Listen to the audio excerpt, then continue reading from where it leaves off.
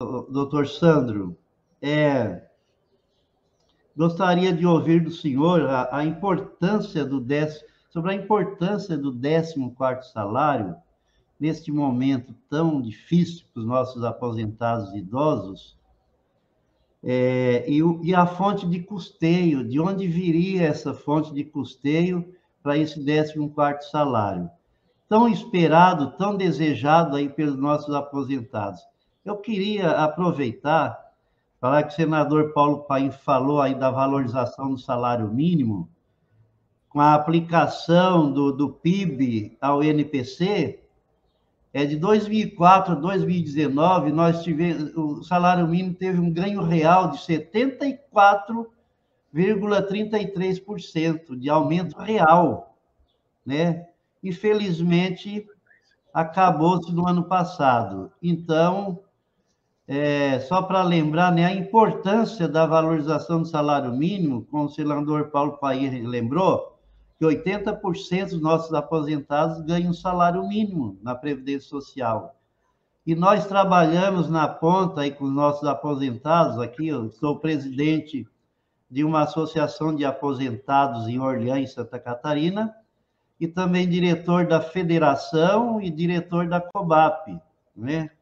E a gente acompanha o drama dos nossos aposentados, principalmente nesse período de pandemia.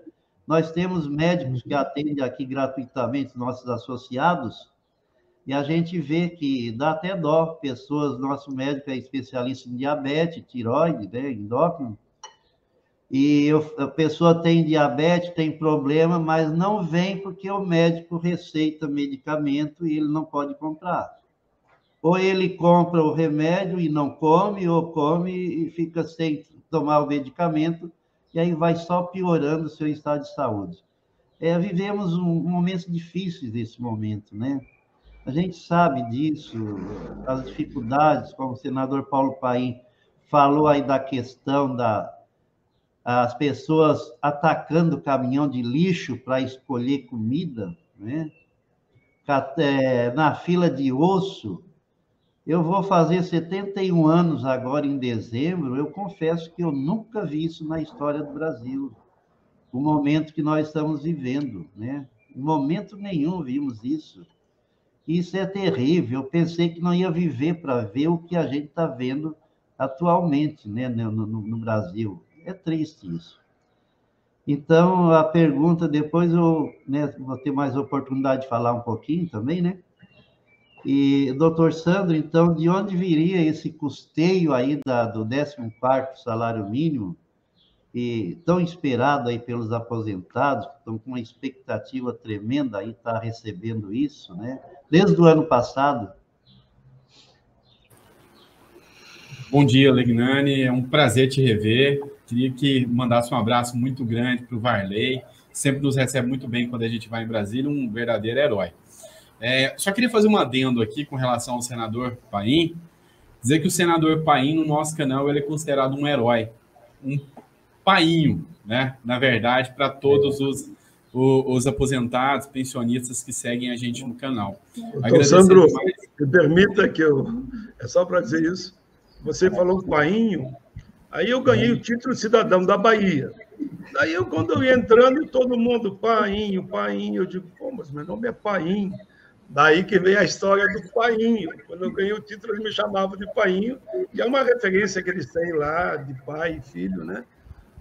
E o meu nome Paim, por isso que tu usou aí o Paim. Parabéns. Queria te agradecer muito pelo vídeo tão carinhoso que o senhor me mandou.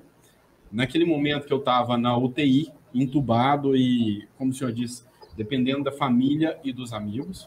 O vídeo do senhor foi emocionante e parabenizar mais uma vez pelo seu projeto da quebra da patente das vacinas, porque uma das coisas que eu queria enquanto eu estava naquela UTI é ter sido vacinado. E eu não fui por negligência e omissão. E se o trabalho do senhor brilhante que é feito tivesse sido ouvido, talvez eu não tivesse me submetido a um risco tão grande numa UTI. Então, parabéns pelo seu trabalho. Luiz, respondendo a sua pergunta, o 14º salário ele ganhou uma repercussão nacional, devido à sua importância. Não só para o aposentado, mas como também para a economia. Essa pandemia chegou e os primeiros a serem avassalados com essa pandemia foram os idosos. Esse governo, através de um dos seus secretários da Previdência, teve a coragem de dizer que a pandemia foi boa para a Previdência. Por quê? Reduziu o déficit. Isso é uma coisa absurda que a gente, infelizmente, tem que ouvir. Então, assim, o aposentado, o pensionista, foi quem sofreu o impacto, foi quem recebeu os filhos em casa, foi quem segurou a economia, porque o seu 13º ao adiantar não foi uma ajuda pro aposentado. O 13º adiantado foi ajuda para socorrer a economia durante a pandemia. Mas, assim, não adianta cobrir um filho e descobrir o outro. Ao adiantar o 13º, socorreu a economia no começo da pandemia, mas em dezembro, na hora que estava tudo um caos, a gente precisava de um apoio. Então, foi daí a grande importância, não só socorrer os aposentados, como socorrer a economia também. E a economia foi desastrosa em dezembro de 2021 e 2020, porque o governo não pagou, podia ter editado a medida provisória. O senador, em várias lives, em vários projetos, sempre falou, não me importa saber quem é o pai, eu quero ajudar o aposentado. O governo poderia ter editado a medida provisória, não fez. E, infelizmente, ficou a ver navios. Então, ainda ficou em aberto e a luta continuou para 2021. Com relação às fontes de custeio, que é muito questionado, quarta-feira mesmo teve uma audiência na Comissão de Finanças e Tributação tratando sobre o tema, tá? Teria votação, onde foi discutido isso. E a Alê Silva, que é representante do governo, questionou muito sobre a questão das fontes de custeio. Vamos lá. Foi editada, assim que encerrou o decreto de calamidade pública, o decreto número 2, foi editada a medida provisória a emenda constitucional número 109. Ela flexibiliza todos os custos do governo que são para critérios sociais de estar dentro do teto. Ou seja, não preciso observar o teto de gastos para pagamentos sociais. O que a gente tem que entender que o 14º salário não é um pagamento previdenciário, ele é um pagamento social. Ele não é um pagamento recorrente que a Previdência paga. Ele vai socorrer o aposentado, tem público destinatário definido, mas o valor é social, é por causa da pandemia, da crise sanitária, esse pagamento vai ocorrer. Então, é um pagamento social. Eu não preciso observar teto de gastos. Esse é o primeiro ponto. Segundo ponto, de onde pode vir os recursos para pagamento? O primeiro recurso que a gente apresentou são as reservas cambiais. O que é reserva cambial? O Brasil, tudo que ele arrecada, só esse ano foi arrecadado 1,3 trilhões em impostos. Tudo que ele arrecada e que entra como superávit, ou seja, a sobra entre o que gastou e o que ele tem, isso vai para as reservas internacionais. E quando o dólar sobe, nós temos reservas cambiais. Eu estou com uma matéria aqui, está até na tela, ó, do UOL Economia, que mostra aqui, ó, dia 15/10, que essa matéria saiu. 15/10 que essa matéria foi liberada. Mostra para a gente que as reservas cambiais, hoje, nós temos 368 bilhões em reservas cambiais. E essas reservas cambiais, devido à pandemia, elas podem ser utilizadas para pagamento de causas sociais, para socorrer a pandemia. Já houve essa flexibilização. Então, nós precisamos de mais ou menos 42 bilhões, nós temos 370 estagnados. Lembrando que nós tínhamos mais de 400 e o governo vendeu no finalzinho do mês passado e está em recurso, isso deixado do governo passado, tá? Que sobrou, o governo vendeu 70 bilhões em reservas. Ou seja, além dos 370 bilhões que nós temos mais 70 bilhões em dinheiro vivo, oriundo da venda dessa reserva. Então, dinheiro nós temos. Tem uma segunda possibilidade que eu tratei muito também. Quando o governo pagou o auxílio emergencial, ele pagou para muita gente que não tinha necessidade, que não precisava, que não tinha direito. Foi uma verdadeira farra e incompetência com o dinheiro público.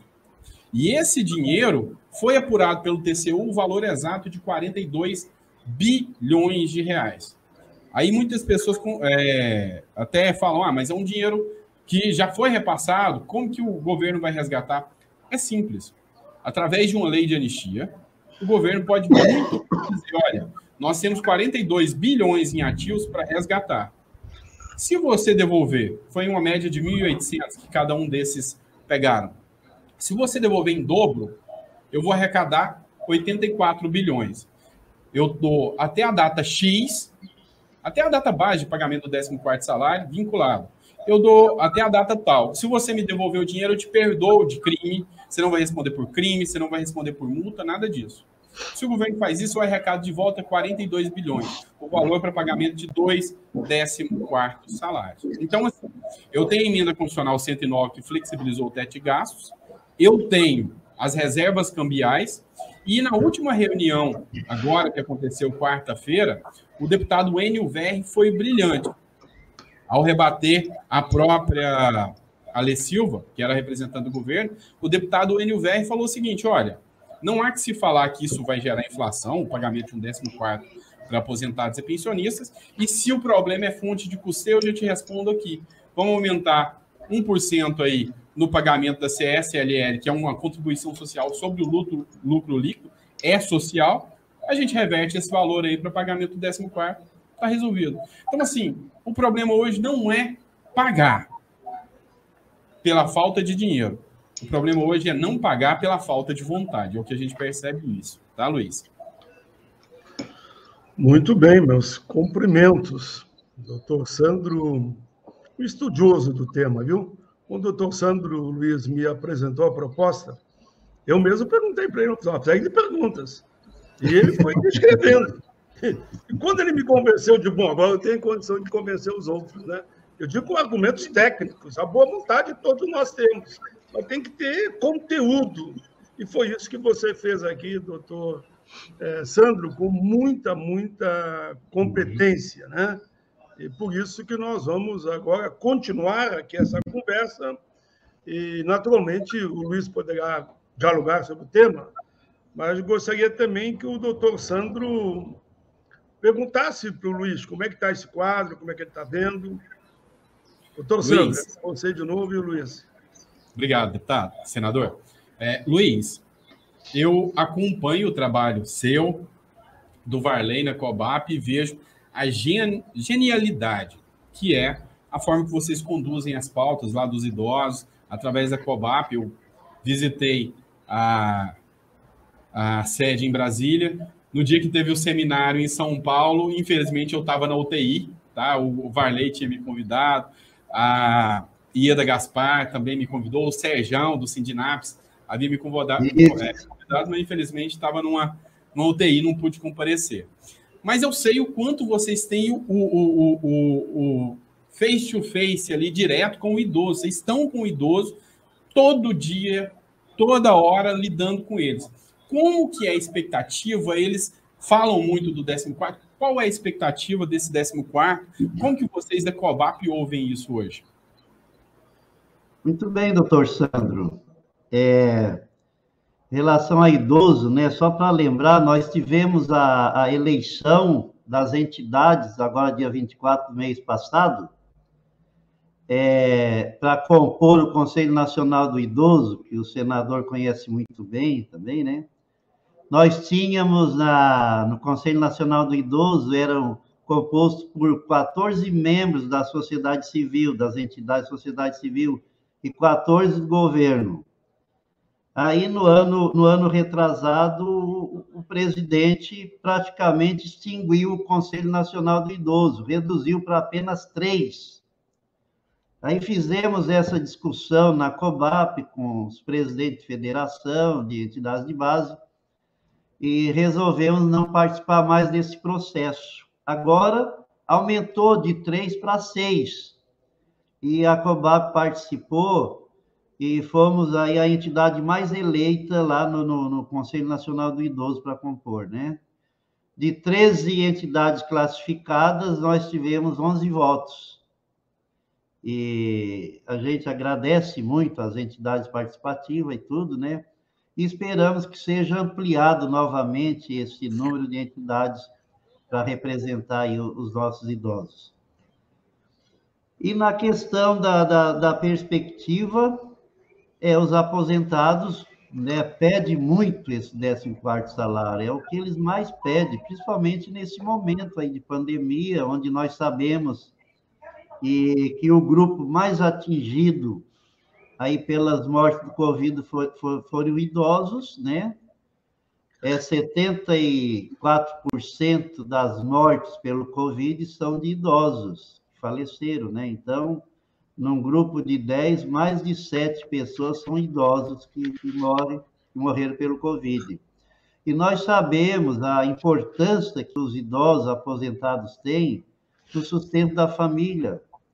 Com essa crise de desemprego, com essa carestia toda, né? Tudo caro, tudo difícil, os idosos sustentam as suas famílias, né? E em 34% dos domicílios brasileiros tem um idoso morando. E esse idoso residindo, esses 34%, são responsáveis por 75% do custo para alimentar a família. Isso antes da pandemia. Este quadro, com certeza, aumentou muito mais durante a pandemia, né? Então, a importância do 14º salário nesse momento, né, para estar aí ajudando essas famílias que tanto necessitam e passam muita necessidade, né?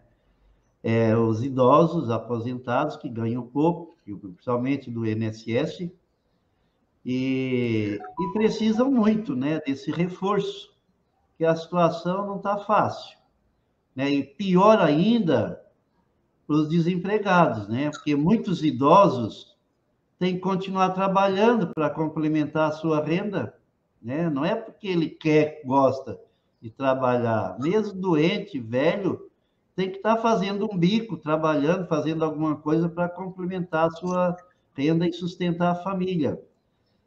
Que muitos perderam emprego, né? Qual o quadro atual aí com em torno de 20 milhões de desempregados, somando aqueles 6 milhões de desalentados que desistiram de procurar emprego, né, há mais de 2 anos já desistiram, e que não entra na estatística do IBGE como desempregado, que são os desalentados, né? E mais 14 milhões e poucos desempregados, então um passo de 20 mil. E temos hoje no Brasil aí a miséria triplicou nos últimos meses, durante esse período, né? Triplicou. Já fomos para 27 milhões de miseráveis, e 59% da população brasileira vai dormir sem saber se tem comida no dia seguinte. Então, é terrível isso, né? A fome é a coisa mais triste que existe, é lamentável. E um país que alimenta países aí, né? O agronegócio exporta tudo, alimento, e o nosso povo passando fome, assaltando o caminhão de lixo, praticamente assaltando, invadindo o caminhão de lixo para escolher comida, né? Pegar resto de comida, né? Em fila de osso, que não consegue mais comer. Olha o preço. Custo de vida altíssimo, ninguém mais tem. Você vai no mercado, você fica abismado, fica assustado com a compra que você faz, né? Gastando mais do dobro do que você gastava antes, com a mesma compra, né? A mesma quantidade de produto. Então, é lamentável, né? É lamentável o momento que nós vivemos. E tudo isso lembra muito bem o poema de Manuel Bandeira, de 1947. Né? Vi ontem um bicho na imundície do pátio catando comida entre os detritos. Quando achava alguma coisa, ele não examinava nem cheirava. Engolia com voracidade. O bicho não era um cão, não era um gato, não era um rato. O bicho, meu Deus, era um homem. Lamentável, né? O momento que nós vivemos. Triste realidade do nosso povo. Belo poema. e a riqueza acumulando cada vez mais nas mãos de uma minoria. 1% da população. Abocanha em mais de 50% de toda a riqueza do país, enquanto a maioria, né, passa fome. O Brasil precisa de mudanças urgentes.